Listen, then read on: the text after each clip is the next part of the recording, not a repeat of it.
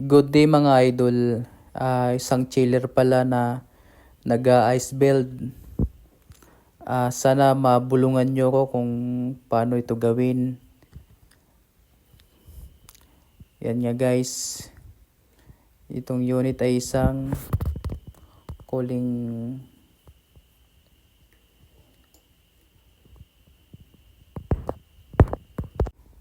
medyo magulo yung wiring niya.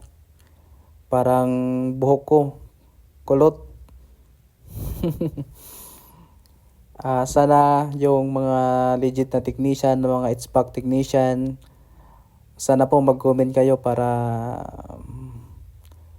mabigyan nyo po ako ng idea kung paano po ito gawin. Yan nga guys, ang kapal ng hilo. Nahihirapan po yung chiller.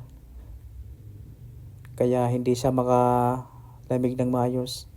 At dito sinubukan ng isang kontraktor po namin na ayusin. Dito pinol down nila at ginawa yung mga sensor at nagdagdag na rin po sila ng refrigerant dito. And after po nyan medyo umokay naman po siya na wala na po yung hilo.